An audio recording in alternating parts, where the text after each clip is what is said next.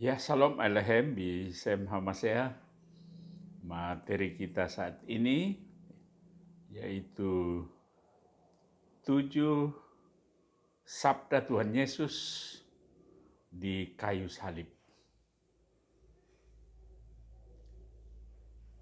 Yang pertama ialah ucapan pengampunan. Baik, kita akan memulai dengan pemahaman pada 7 sabda Kristus di kayu salib. Dimulai dari yang pertama, di tengah penderitaannya yang luar biasa, hati Tuhan Yesus terfokus pada orang lain dan bukan pada dirinya sendiri. Kita melihat kasihnya yang besar terhadap umat manusia. Lukas 23 ayat 34, Yesus berkata, "Ya Bapa, ampunilah mereka sebab mereka tidak tahu apa yang mereka perbuat." Dan mereka membuang undi atau goral untuk membagi pakaiannya.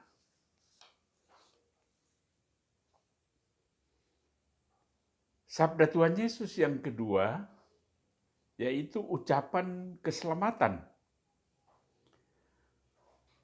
Salah satu penjahat yang disalibkan bersama dengan Kristus, ia telah mengenali siapa Tuhan Yesus itu dan menyatakan iman kepadanya sebagai juru selamat. Di sini kita melihat anugerah Tuhan dicurahkan melalui iman. Tuhan Yesus memberikan jaminan kepada orang yang menjelang ajalnya tentang pengampunan dan keselamatan kekalnya.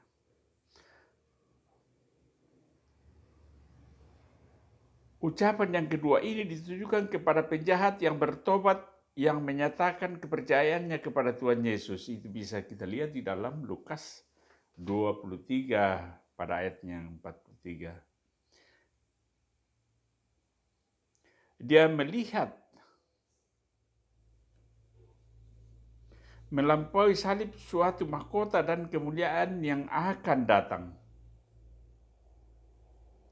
Dan berkata kepada Tuhan Yesus, "Ingatlah akan daku apabila engkau datang sebagai Raja."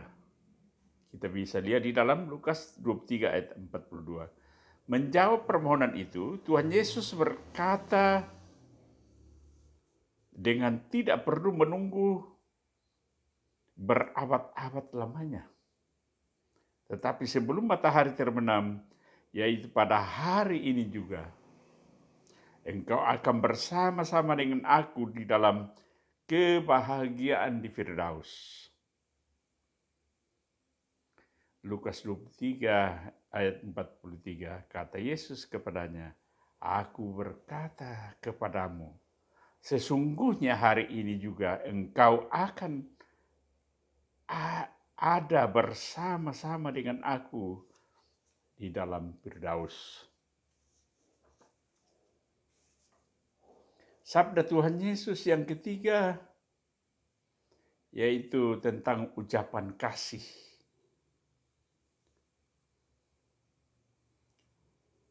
Sabda yang ketiga ini kita bisa lihat di dalam Yohanes 19 ayat 25 sampai 27.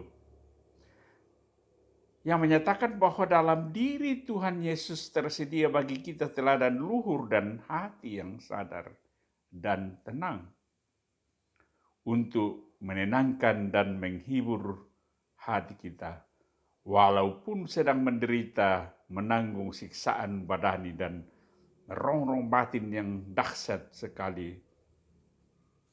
Tuhan Yesus masih memikirkan Maria dan mempedulikan kebutuhan masa depan ibunya.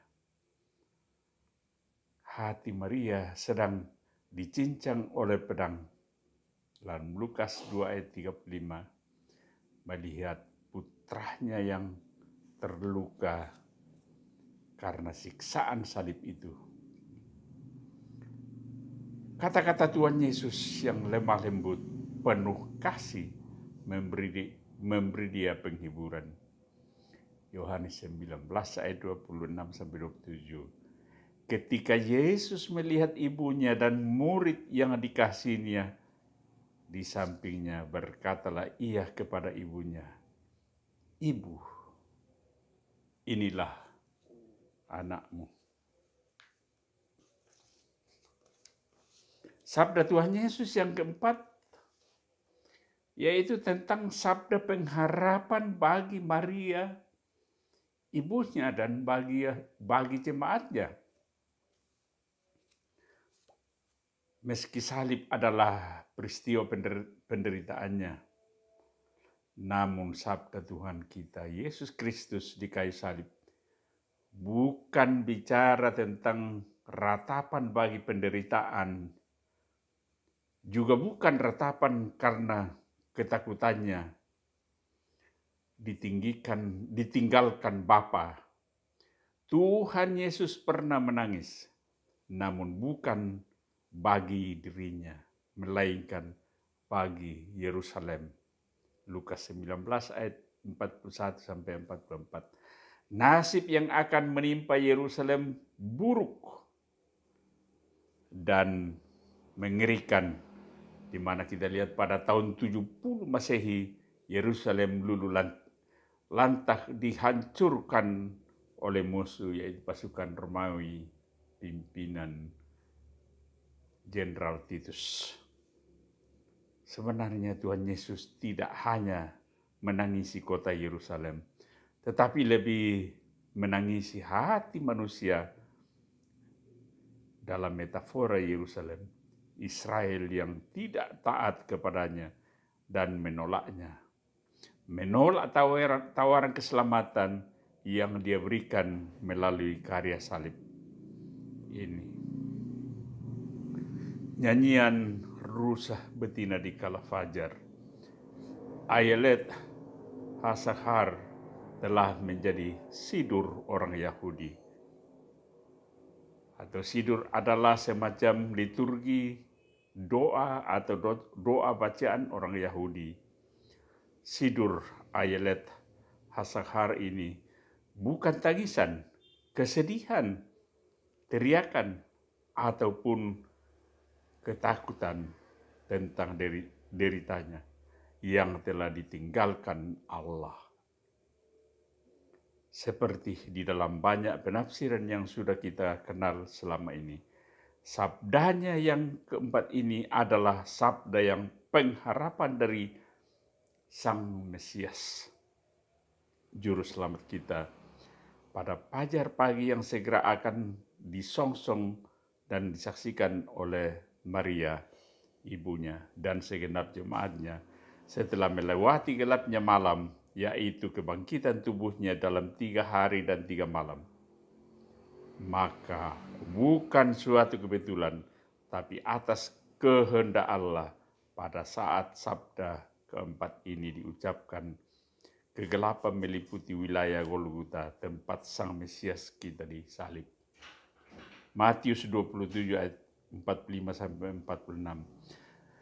Mulai dari jam 12 kegelapan meliputi seluruh daerah itu sampai jam 3. Sabda Tuhan Yesus yang kelima, yaitu ucapan penderitaan jasmani. Manusia sangat perlu air untuk bertahan hidup. Sekitar 80% tubuh manusia terdiri dari air. Kehausan adalah derita bagi badani. Kesengsaraan manusia di dalam alam maut juga digambarkan dalam kata figuratif dengan rasa kehausan. Dan itu kita bisa lihat di dalam Lukas 16 ayat 24. Si orang kaya itu berseru, "Bapa Abraham, kasihanilah aku, suruhlah Lazarus supaya ia mencelupkan ujung jarinya ke dalam air dan menyejutkan lidahku, sebab aku sangat kesakitan dalam nyala api ini. Demikian pula di dalam derita salib Yesus Kristus.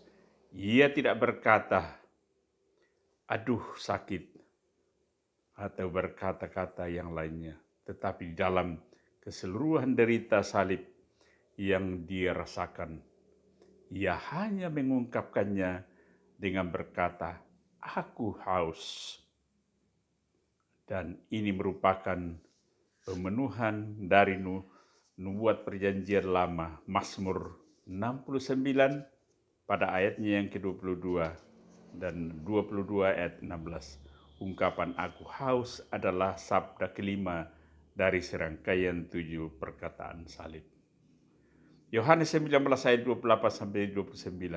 Sesudah itu, karena Yesus tahu bahwa segala sesuatu telah selesai, berkatalah ia supaya genaplah yang ada tertulis di dalam kitab suci. Aku haus. Sabda Tuhan Yesus yang ke-6 di kayu salib, yaitu ucapan kemenangan.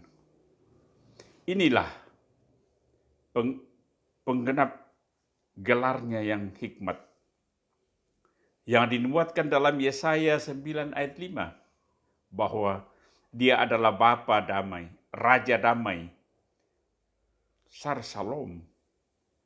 Banyak orang mengajarkan kedamaian, para nabi mengajarkan kedamaian, namun Raja damai, Sar Shalom itu hanya satu saja. Dia adalah Yesus Kristus, Allah yang inkarnasi ke bumi, Tuhan kita di kayu salib. Sang Raja Shalom bersabda tentang Shalom atau pendamaian, pelunasan. Hanya dialah oknum tunggal yang melakukan mesalem, artinya melunasi, melakukan pembayaran secara lunas, paying in full, pada utang dosa yang merasuk ke dalam kehidupan manusia sejak kejatuhan Adam. Dan ungkapan ini diucapkan dengan seruan kemenangan, sudah selesai.